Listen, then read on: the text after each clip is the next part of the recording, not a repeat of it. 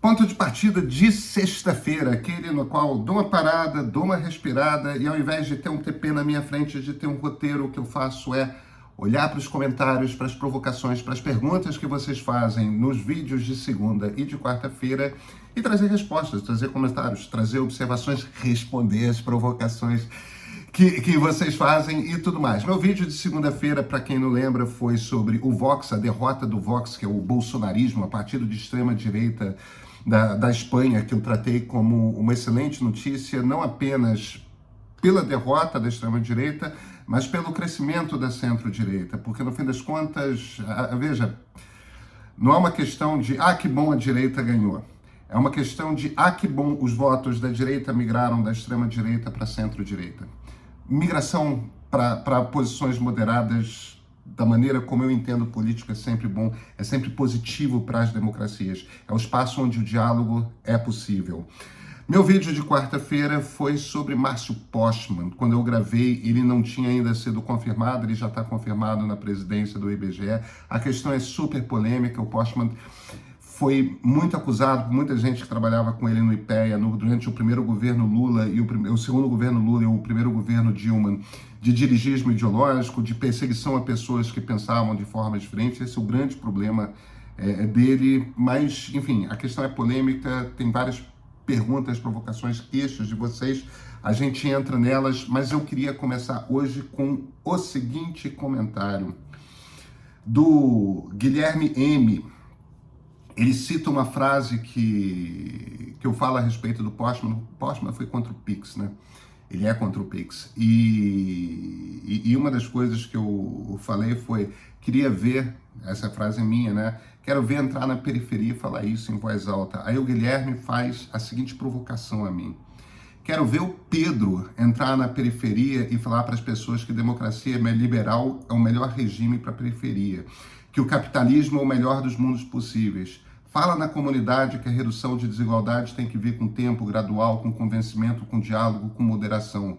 E até lá, bom, aguentem a miséria e a barbárie por aí. Guilherme, eu vou te falar uma coisa. É muito mais fácil entrar na periferia e defender o capitalismo do que em vários lugares de Ipanema e em vários lugares da Vila Madalena, tá? Eu acho que esse é um engano fundamental que muita gente da esquerda tem, que é de não compreender a periferia brasileira e não compreender quem vota na esquerda, tá? O PT é um partido com base em sindicatos e no funcionalismo público. Isso é uma tradição da esquerda brasileira. O PTB, quando ele foi construído pelo Getúlio Vargas, nos anos 40, nos anos 50, já tinha essa base, né? Os grandes sindicatos operários, principalmente, e o funcionalismo público. Isso, enfim, essa é uma história que remonta... Eu tratei no meu livro sobre o tenentismo e sobre o integralismo dessa questão. A gente um dia pode parar para discutir isso. É uma questão que remonta como que a República Velha, a primeira República, se estruturava.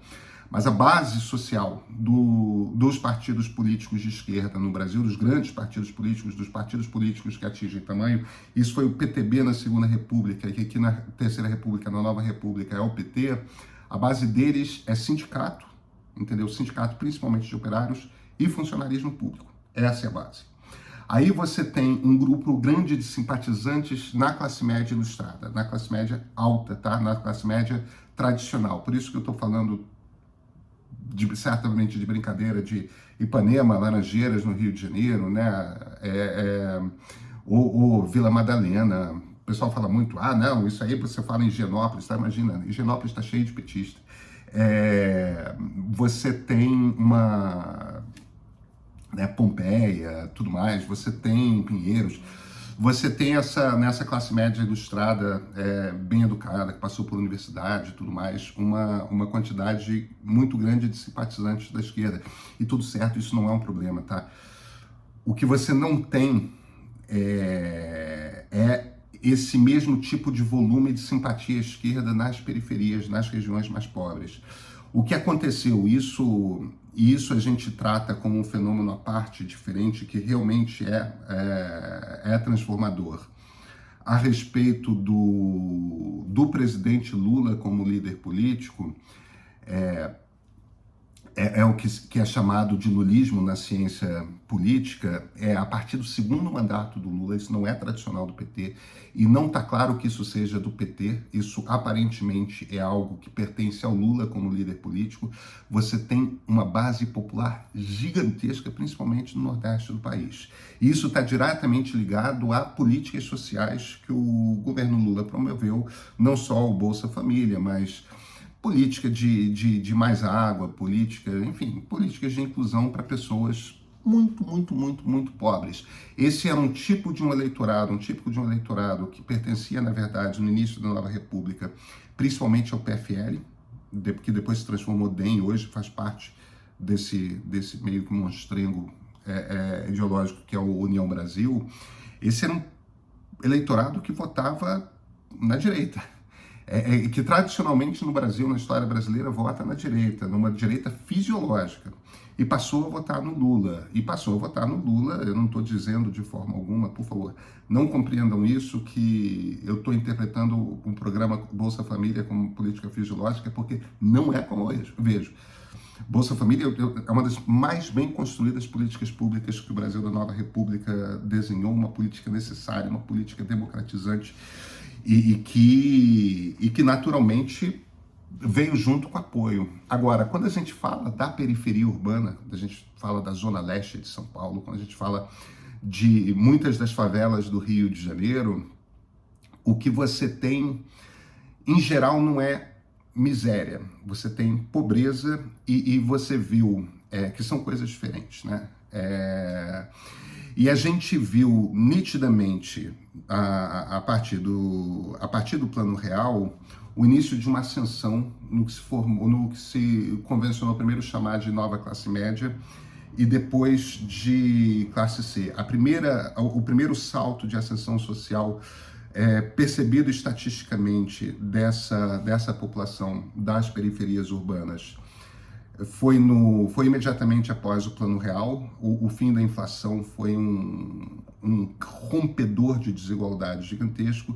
E aí, quando começou a haver crescimento econômico na primeira década dos anos 2000, no primeiro governo Lula, houve um segundo salto, um salto menor, mas houve um segundo salto. E essas pessoas das periferias urbanas, nesse período, entre o segundo mandato do Lula e os 2 mandatos da Dilma, também votaram no Lula. Agora, em 2018, essas pessoas votaram no Bolsonaro, tá? E em 2022, houve uma divisão. Houve um percentual de mulheres dessa classe C, dessa periferia, que votaram no Lula, por todas as pesquisas que nós temos, esse público votou no Lula um pouco por um certo cansaço com o discurso armamentista do Bolsonaro, porque para os homens da periferia, aquela coisa do discurso do macho, alfa, tudo mais, esse troço faz um certo sucesso. Agora, são as mulheres que sofrem com a violência, né? Então, as mulheres sofrem com a violência, as mulheres temem pelos seus filhos. Então, um dos motivos, aparentemente, pelo que a gente consegue perceber por grupo de foco e tudo mais, tem a ver com o discurso excessivamente violento do Bolsonaro, mas existe também um componente de sentimento de precisamos mudar economicamente o país e precisamos produzir prosperidade. Agora, isso posto, veja, a gente está falando de um público que é um público em grande parte evangélico, e parte essencial dos valores evangélicos, uma das coisas que diferencia o protestantismo em geral, mas é ainda mais aguçado entre evangélicos, dos católicos, é a teologia da prosperidade. Protestantes veem o você crescer por conta própria, o você estudar, ralar, trabalhar muitas horas. Protestantes veem isso como um serviço a Deus, como um valor, como uma coisa positiva, enquanto que católicos não percebem isso, né? O católico tem a coisa da culpa com dinheiro, tudo mais, né? E o PT tem uma raiz católica muito forte na sua origem. Isso não era típico do PTB, mas é uma coisa muito típica do PT, o que é natural até por conta da época, né? O PT nasce pós-teologia da libertação, enquanto que o PTB é anterior a isso. Não importa. O ponto aqui que eu estou fazendo é o seguinte: você está se iludindo. Você acha que é difícil falar de capitalismo, que é difícil de falar de democracia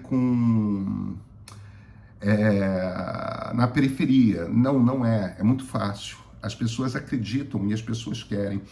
A maneira como nós liberais enxergamos esse troço é o seguinte: o nosso problema, estou falando de liberalismo de verdade, tá? Você pode querer transformar isso numa caricatura de neoliberalismo, etc. Aí é problema seu. Eu te confesso que eu tenho cada vez menos paciência para quaisquer caricaturas ideológicas. Eu não estou falando só aquelas a respeito do liberalismo. O problema essencial na cabeça do liberal é a coisa da opressão. Essa opressão pode vir de uma grande empresa e com muita frequência vem de grandes empresas que passam por cima dos seus funcionários, das pessoas que moram em volta, tudo mais. E aí tem que ter regulação ambiental, tem que ter regulação de trabalho, esse tipo de coisa toda. A maneira como você lida com isso é regulando. Agora, pode se vir também na forma do Estado, sabe? E a opressão por parte do Estado funciona de duas maneiras. Às vezes é botando peso demais, às vezes é botando peso de menos. Um dos grandes problemas da periferia, por exemplo, é a decadência da escola pública. Minha cabeça aqui, a maior prioridade desse governo, paralelo ali a gerar crescimento econômico, e gerar crescimento econômico é essencialmente organizar as contas do país, deixar o país estável novamente, paralelo à educação. E a gente não vê esse governo falando de educação. Entende? Agora, se você entra na periferia, a coisa sobre a qual a boa parte dessas mulheres que votaram no Lula querem ouvir é de educação. É de escola para os filhos, entendeu? É de qualidade de escola para os filhos. Não é possível que a nova república não consiga. A gente fica discutindo política industrial, injetando dinheiro, dando dinheiro para rico. Entendeu? Política, esse tipo de política desenvolvimentista dá dinheiro para rico. Entendeu? Não dá para fugir desse negócio. Dá dinheiro para rico e não gerou riqueza durante o governo Dilma. Não gerou, não funcionou no governo Dilma. Precisa explicar para fazer de novo. Não estou dizendo que não pode fazer de novo. Para fazer de novo, tem que explicar o que deu errado no governo Dilma. E dizer que a culpa é dos outros, desculpa, quem estava no governo era Dilma. Entende? O ponto aqui ao qual eu estou querendo chegar é o seguinte: uma das maneiras que o Estado oprime quem está na periferia é na falta de serviços públicos. É quando a educação é ruim. É quando a segurança ou é ineficiente ou então é opressora, porque a polícia, que é um braço do Estado, é extremamente opressora com quem é pobre, com quem é preto. Entendeu? Se isso não é um Estado opressor, o que é? Agora, o Estado é opressor também quando dificulta a sua vida. Você tem um pequeno, sei lá, um salão de beleza. Quando você tem um negócio de mototáxi. Quando você se vira, você tem uma oficina mecânica. Quando você é um eletricista, entendeu? Um bombeiro hidráulico. E a sua vida é ralar, a sua vida é sair ali, zap na mão e descobrindo o cliente e tudo mais. Quando o Márcio Postman se vira e fala que o Pix é um troço, uma grande conspiração de banqueiro internacional, tudo mais, bicho, para essas pessoas, o Pix é uma bênção. O Pix resolve problema, entendeu? O Pix é dinheiro na mão rápido, na hora, você não precisa esperar. O Pix é jantar na mesa, percebe? Então, quando você complica demais, tem impostos que você está sempre devendo, fiscal que fica te cobrando, cara, fiscal corrupto que fica te cobrando grana para você poder ter um alvará e conseguir abrir a sua porta e fazer o seu raio do seu salão de beleza. Entendeu? Esses são os problemas da periferia, entendeu? É o cara pequenininho que acaba oprimido, entendeu? O cara que está na Vieira solto, ele sabe manipular o Estado. Entendeu? O cara que está na Faria Lima, ele sabe manipular o Estado. O grande empresário que conversa com o presidente do BNDES, ele sabe manipular o Estado trabalha para ele. Ele tem advogado que não acaba mais, tudo mais. Entendeu? Essa coisa dessas dificuldades regulatórias para empresário no Brasil, isso não é problema para rico, não. Isso é problema para pobre. entendeu? É problema para quem tem o seu pequeno negócio e precisa ralar a sua grana cada dia. Então, quer ver eu ir falar de democracia liberal e de capitalismo na periferia? É mole. O pessoal não quer ouvir. Essas pessoas não são de esquerda. Essas pessoas não são de esquerda. Entende? E não ter entendido isso é parte do que faz a esquerda não ter entendido a derrota para Jair Bolsonaro, o crescimento de Jair Bolsonaro, sabe? Existe um Brasil novo nessa classe média ascendente, que é um percentual, representa um percentual ascendente, evangélico e tudo mais, que representa um percentual cada vez maior da população, que é um grupo social com o qual a esquerda tem mais dificuldade de falar. Sabe por quê? Porque o rico e a classe média que não é de... a classe média tradicional, que não é de esquerda, aí a esquerda somente trata como inimigo, bandido, neoliberal, malvado, tudo mais, e pronto, está resolvido. Os outros, a esquerda consegue falar. Agora, com essas pessoas, que evidentemente não são ricas, são de classe média baixa ou pobres, e portanto, deveriam ser uma pessoa com quem a esquerda está próxima, né, diz defender, essas pessoas não querem ouvir o discurso que a esquerda faz. Percebe? Elas não ouvem o discurso que a esquerda faz, elas são pessoas conservadoras, não são nem liberais não, tá? São em geral conservadoras.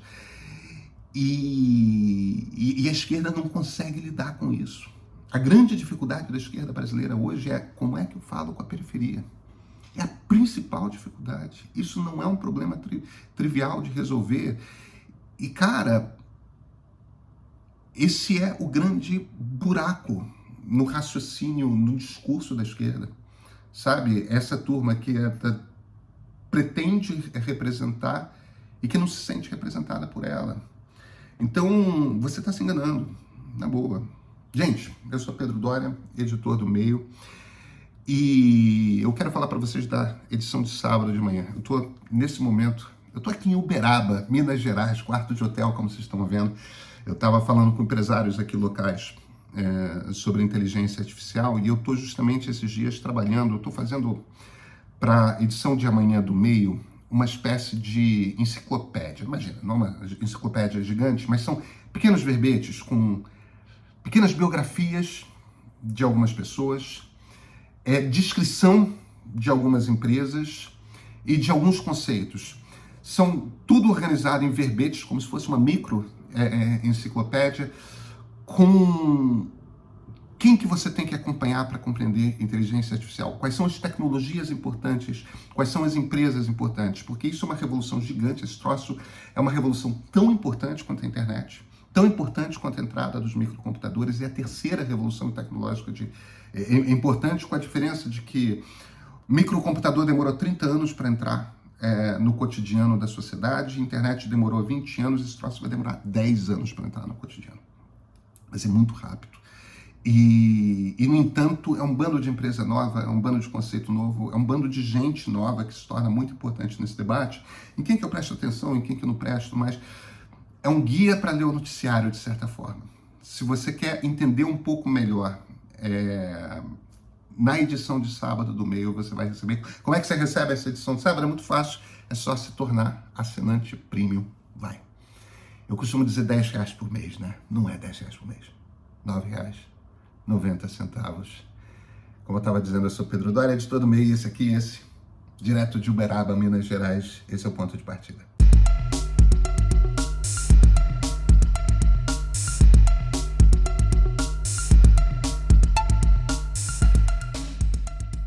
Márcio Postman vai ser o presidente do IBGE. Está dado, decisão do presidente da República, a ministra Simone Tebet já acatou, ponto passivo. Mas eu acho que a minha crítica talvez não tenha ficado clara. Então eu queria, só para trazer uma última vez esse tema, para explicar qual é a minha preocupação e a preocupação de boa parte das pessoas que manifestaram essa mesma crítica. Tá? Inclusive muitos jornalistas que, muito mais do que eu, têm dado apoio com muito mais consistência às decisões desse governo. E vozes que, mesmo nessas circunstâncias, mesmo estando muito mais próximas do governo, manifestaram a mesma preocupação com a nomeação do Postman. Tá bom? Eu vou, por isso, trazer esse comentário aqui do Hélio Gabriel da Cunha Barros. Vídeo ideológico querendo se maquiar como não ideológico é algo ridículo. Postman possui competência, formação e experiência para o cargo. É especialista em análise de dados públicos. Acreditar que dá para manipular as estatísticas obtidas pelo IBGE é puro terraplanismo. Isso passa por uma penca de análises estatísticas diferentes, várias agências e modelos, etc. Vídeo infeliz. Hélio, vamos começar. Talvez tenha sido o primeiro vídeo que eu falei que você tenha visto meu, tá?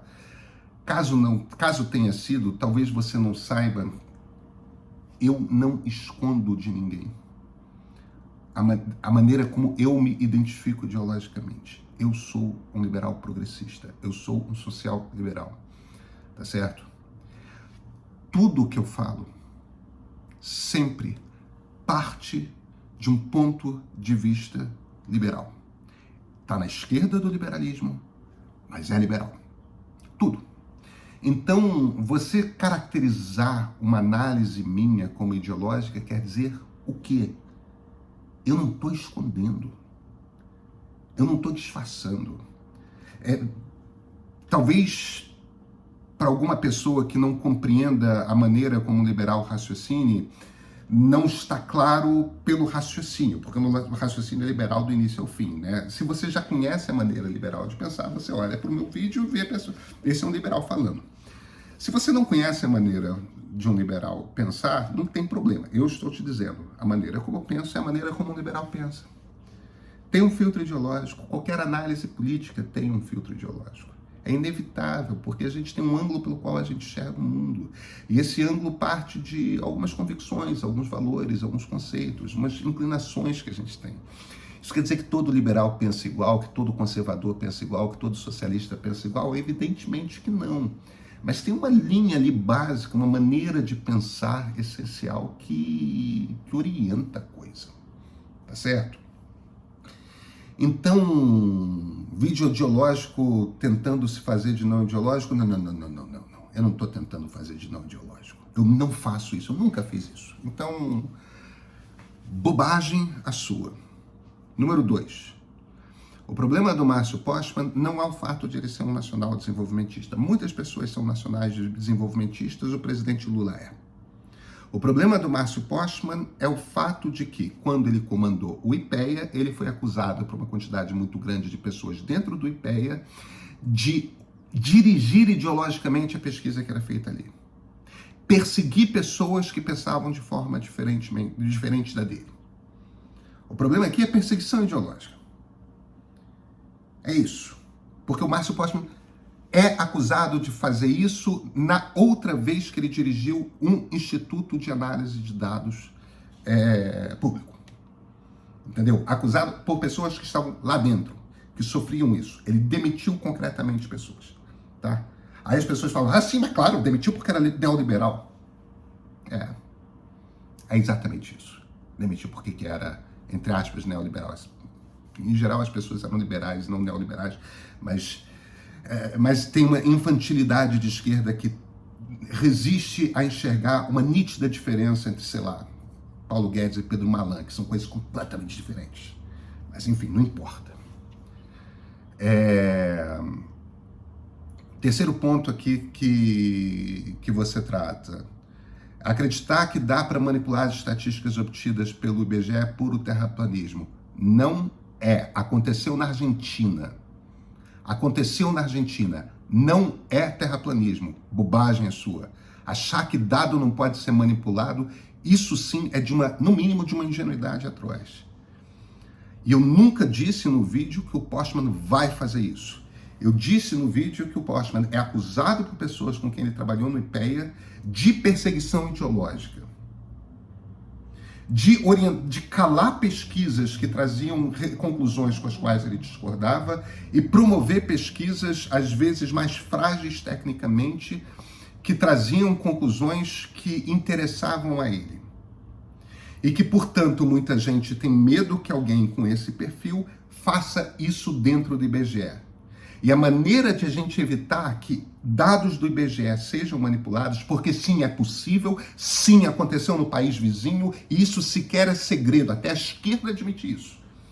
O que você pode falar é que, não aconteceria no Brasil. Aí é matéria de fé. Aí é matéria de fé. Se o governo quiser, faz. Não estou dizendo que o governo quer fazer, estou dizendo que muita gente tem receio que alguém como Postman faça isso dentro do IBGE. Então essa grita toda, no mínimo, já começa de cara a botar um limite ali do tipo, aqui não pode passar. Ó, tem um bando de gente olhando o que você está fazendo. Entendeu? Porque o Postman não deixa uma cacetada de economistas tranquilos. Uma cacetada de economistas de departamentos de economia inteiros tranquilos. Tem um bando de gente que está intranquila, tecnicamente, que compreende esse negócio, está intranquila. Alguém nos comentários disse, isso é porque você queria um Ricardo Paes e Barros na presidência. Putz, o PB ia ser um cara fenomenal na presidência do IBGE. Economista neoliberal, pai do Bolsa Família, junto com o Ricardo Henriques. Pai do Bolsa Família, sem liberal. Pai do Bolsa Família, criador do Bolsa Família. Um dos melhores programas sociais que o Brasil já desenhou. Política liberal. Dentro de um governo de esquerda. Percebe? Então, não tem nada a ver com o currículo do Postman. Quer dizer que gente que discordava do Postman, que trabalhava com ela, com ele disse que foi perseguida. Isso é um problema. Perseguição ideológica é um problema. Tá? Só isso. Desculpa, eu perdi um pouco a paciência no meu último comentário, na minha última resposta. É só que tem uma certa aflição, sabe, de as pessoas quererem extrair uma conclusão, aí sim ideológica, de uma coisa que você está falando, quando o ponto não é ideológico. Eu não me preocupo com a posse do Postman como presidente do IBGE por ele seguir um ponto de vista diferente. Eu me preocupo por ele perseguir gente, por gente que trabalhou com ele dizer que ele persegue quem pensa diferentemente. Entendeu? Me preocupo por conta de um perfil, uma personalidade dessas num ambiente que pode sim ser manipulado, é muito grave esse tipo de manipulação. Então a preocupação é essa. Pode não acontecer? Claro que pode não acontecer. Entende? Agora, não é um nome que deixa as pessoas tranquilas, as pessoas que trabalham em economia, inclusive na esquerda, tá? O Postman não é um nome que está sendo celebrado com hip urra aí dentro do PT todo, não, tá? As pessoas acham que nem o PT não é um troço homogêneo. Agora, eu quero trazer por uma outra questão, que aí sim é uma questão importante dessa coisa, que definições me interessam, definições ideológicas me interessam, entender o que é, o que não é, como é que você pegar alguém que faz um determinado discurso e compreender que tipo de visão de mundo está sendo transparecida por essa fala. E por isso que eu trago aqui um comentário da Cintia Alves no meu vídeo de segunda-feira, porque essa é uma discussão que eu acho muito importante a gente ter. Caro Pedro, o bolsonarismo não é neofascista, é uma geringonça amparada em um tripé, em uma ponta neoliberal, na outra anarcocapitalista, e o fascismo aparece na pauta de costumes. Bolsonaro, para ser um governante de um Estado fascista, precisaria endurecer as leis, ter um Estado forte que governasse com punho de ferro, exatamente como a Alemanha nazista. Quando o governo Bolsonaro foi assim? Ela pergunta, quando que o governo Bolsonaro foi assim? Ele não governou, foi completamente ausente, promoveu anomia social e esfacelamento da República e do Estado. Queria levar a liberdade individual ao extremo, o que nem cabe em um Estado fascista. Cíntia, vamos lá. Eu acho que são duas coisas diferentes. A primeira coisa que você está falando eu vou ter que meio que dar uma desmontada aí nos vários elementos que você está trazendo. Primeira coisa, Bolsonaro ter feito um governo fascista e Bolsonaro ser fascista são coisas diferentes. Bolsonaro é neofascista. Essa é a minha opinião, essa é a maneira como eu leio, e eu vou já chegar nela, tá? Mas vamos deixar um pouco para diferente. Bolsonaro, evidentemente, não fez um governo fascista. A segunda coisa que você fala é que um governo fascista precisaria ser totalitário. Porque quando você fala precisaria endurecer as leis, ter um Estado forte que governasse com punho de ferro, exatamente como a Alemanha nazista era um Estado totalitário. A Hannah Arendt, por exemplo, que escreveu um dos mais importantes livros sobre totalitarismo, não considera o governo Mussolini totalitário, tá? O nazismo era, o stalinismo era, para Arendt, Mussolini não era. Algumas pessoas discordam, alguns autores discordam da Arendt. Agora, Espanha e Portugal, por exemplo, o Franco e o Salazar, é difícil de você classificá-los como totalitários, seus regimes. Tinham muitos pontos frouxos em vários momentos. Você não tinha, em Portugal, então, você não tinha um pulso de ferro. Você tinha uma ditadura horrorosa, tal, como nossa ditadura foi horrorosa. Mas não quer dizer que tenha sido totalitária, no sentido de total controle sobre a vida do cidadão, né? Polícia secreta espionando você em cada lugar, como, sei lá, a Stasi na Alemanha Oriental, a Gestapo na Alemanha nazista, esse tipo de coisa. Então, fascismos não precisam ter estados totalitários, tá? Agora, a partir daí, vamos fazer um descolamento aqui do que eu estou chamando de fascista, tá? Existem duas maneiras de você descrever fascismo, de você pensar fascismo. Um grupo de especialistas, um grupo de historiadores, considera que fascismo é uma coisa localizada nos anos 30 e 40 do século passado, anos 20. Mas é uma coisa que pertence àquele tempo, tá certo? Estritamente àquele tempo e não pode existir fora daquele tempo. Então, nesse sentido, não faz sentido a gente falar em neofascismo, nada é fascista. Agora, existe um outro grupo de historiadores que diz que não. Existem algumas características gerais daquela maneira de pensar que não propriamente configuram uma ideologia, porque o fascismo tem muito mais de ritual do que de ideológico. Do ponto de vista de ideias, o fascismo é meio... vai para tudo quanto é lado, ele não tem uma visão muito coerente de mundo, mas ele tem essa coisa muito pesadamente ritualizada. Eu já vou começar a definir um pouco melhor isso, e isso a gente pode perceber aqui e ali, tá? Uma das observações que você faz primeiro, essa coisa, uma ponta neoliberal, na outra anarcocapitalista, eu não vejo... que neoliberal é uma palavra desgraçada, porque na cabeça de cada pessoa tem uma definição diferente, tá? Tem gente que diz que neoliberalismo e liberalismo são a mesma coisa. Eu costumo usar neoliberalismo como uma visão radical de liberdade econômica, a exigência de uma visão radical de liberdade econômica, como se a liberdade econômica fosse a única dimensão da liberdade, no que faz o neoliberal, na verdade, antiliberal.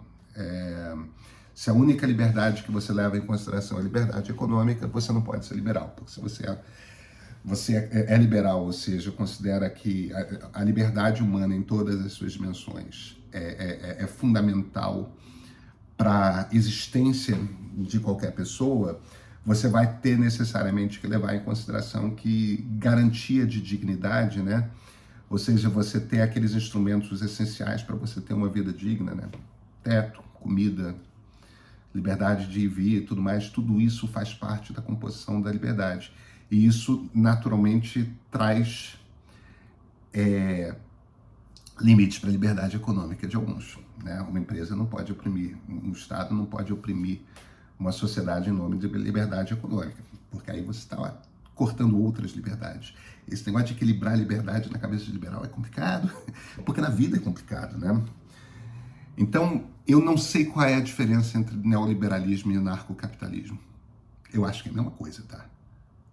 Na minha cabeça é a mesma coisa.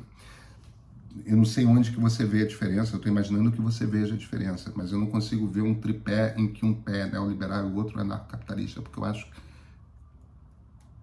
que são são a mesma coisa, tá? Isso posto, você faz uma crítica, que é uma crítica relevante, que é, mas um fascismo não pode ser anarcocapitalista. E você está certa nesse sentido, porque se a gente está falando de fascismo histórico, você está certa nesse sentido. Os fascismos tinham um conceito de Estado total, né? Não no sentido totalitário, mas no sentido de que o partido e o país se juntam, né? A identidade do partido e do país se juntam. Só pode existir um partido, que é o partido representado no governo. Amar o país é amar o governo. E nesse sentido, todas as organizações da sociedade civil, né, sei lá, a OAB, a ABI, essas organizações todas seriam braços do partido fascista. Partido nazista, partido fascista, partido falangista, não importa, né? Mas seriam braços, sindicatos metalúrgicos, sindicatos, sei lá, dos sapateiros, todos os sindicatos seriam braços do partido. Quer dizer, barbaramente corporativista, né? A partir do momento que é corporativista, não é nem liberal, nem neoliberal, nem anarcocapitalista, nem nada. Nesse sentido, de fato, os fascismos eram iliberais. Iliberais por serem ditatoriais e liberais também do ponto de vista econômico, porque partia-se de um princípio de que o Estado poderia orientar a produção de fábricas e tal. Os fascismos eram desenvolvimentistas, né? Os fascismos históricos, né? Eu só acho que esse é um componente pouco importante, tá? Eu acho que esse é um componente pouco importante dentro do bolsonarismo. Primeiro porque o Paulo Guedes foi um cara que foi perdendo poder a cada passo, né?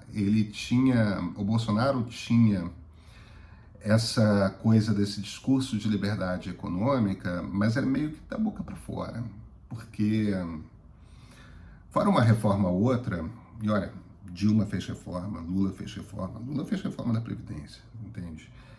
A reforma trabalhista foi do governo Temer. Fora essas coisas assim, a reforma tributária foi agora do governo Lula. Uma reforma tributária que é do Bernardo Apier, que é um liberal. Fora essas coisas, assim, eu não vejo uma ação do Bolsonaro muito forte por liberdade econômica, não. Eu vejo um discurso, ação eu não vejo. Onde eu vejo ação por um discurso de liberdade do Bolsonaro é muito nessa coisa de arma, nessa coisa de sair de casa sem máscara, tudo mais, que é um discurso, na verdade, que não é um discurso de liberdade individual para todos, mas é um discurso que, usando os códigos do discurso liberal, está fazendo, na verdade, um discurso do forte sobre o fraco, né? O forte tem poder sobre o fraco, o homem tem poder sobre a mulher, e o homem pode usar à vontade o seu poder, né? O cara que tem arma pode usar à vontade o seu poder. Ele pode... percebe? O vocabulário é um vocabulário de liberdade. Mas o que ele está falando, na verdade, é o forte tem o poder sobre o fraco. Todo o discurso do Bolsonaro, e aí eu começo a entrar no fascismo, a visão de mundo, tá? Pensa na visão de mundo. Todo o discurso do Bolsonaro é um discurso de um mundo em que existem hierarquias sociais muito definidas. O homem tem o seu papel, a mulher tem o seu papel. O rico tem o seu papel, o pobre tem o seu papel. E cada um deve ficar no seu lugar.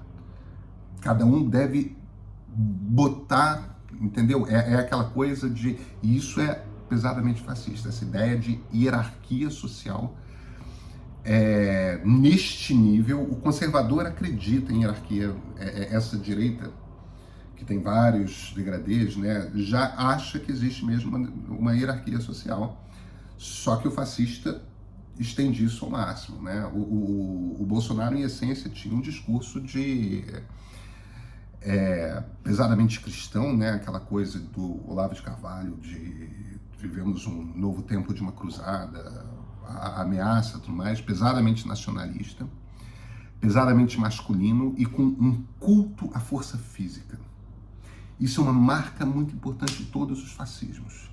Um culto à força física, um culto à masculinidade, um culto a esse tipo de exibição. O Mussolini adorava fazer esses passeios de motocicleta cercado de muitas pessoas, com aqueles casacos que deixam, simbolicamente, né, o homem mais cheio, né, mais peitoral, braço, sabe aquela coisa de... É claro que tem uma coisa homoerótica nessa estética neofascista, né? Outra coisa muito importante do fascismo é o culto ao líder. Você vê toda essa arte bolsonarista, né? A escultura do Bolsonaro, a pintura do Bolsonaro, os memes diversos com Bolsonaros estilizados, o Bolsonaro chorando por nós, né? Você quase que transformando numa figura divina. Esse culto ao líder faz parte do ritual fascista. Muito masculino, muito hierarquizado na estrutura da sociedade, muito cultuado esse líder, com uma arte toda voltada para celebrá-lo. E a importância, novamente, ritualizada de você se identificar, você andar. A maneira como o bolsonarismo, por exemplo, adotou a camisa da seleção brasileira, aquilo é uma coisa de... Você adota aquele símbolo para que você ande com outras pessoas vestindo aquele mesmo símbolo e você faça um desenho de uma multidão de muitas pessoas com aquela mesma roupa, todas se identificando de forma ritualizada, uniformizada. A Ku Klux Klan tem isso. Os camisas negras, os camisas azuis em Portugal, os camisas verdes aqui no Brasil, os camisas negras na Itália, eu já falei, os camisas pardas na Alemanha, né? O fascismo é ritualizado. Nos Estados Unidos virou o boné Make America Great Again, né? Make America Great Again. E eles falam de MAGA, aquele boné vermelho, sabe? Essa uniformização, essa masculinidade, tudo isso, esse culto ao líder, essa política tratada de uma forma quase como se fosse religiosa e militaresca simultaneamente, porque essa carga militar é muito importante, né?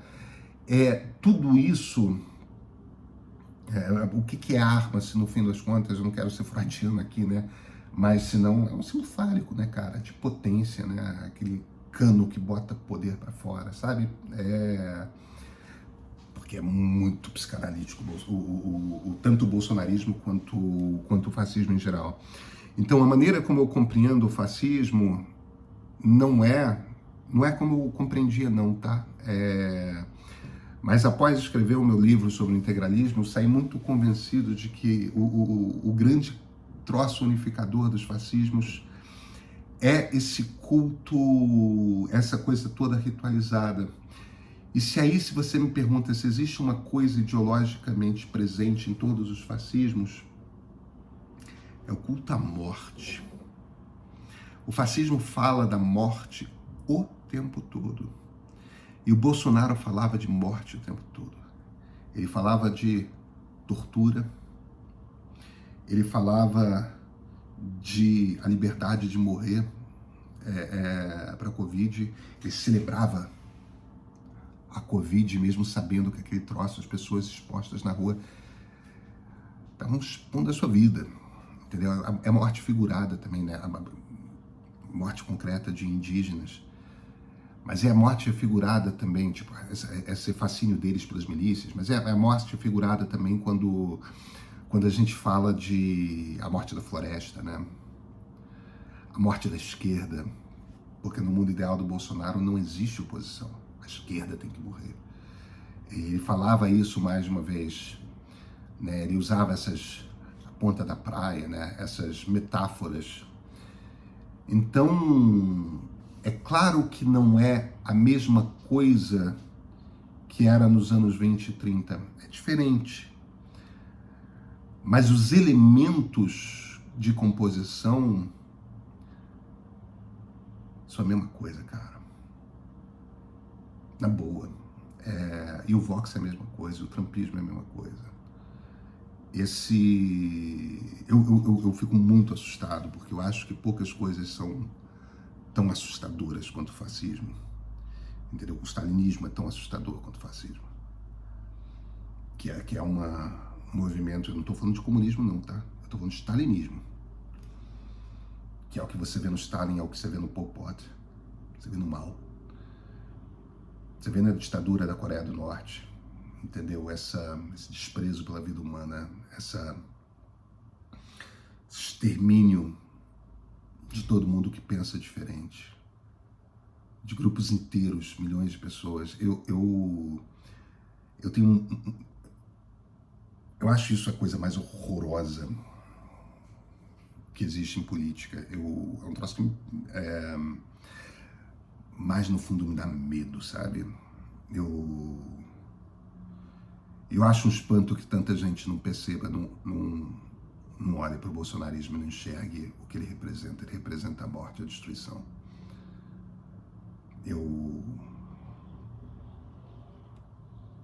Não são meus valores.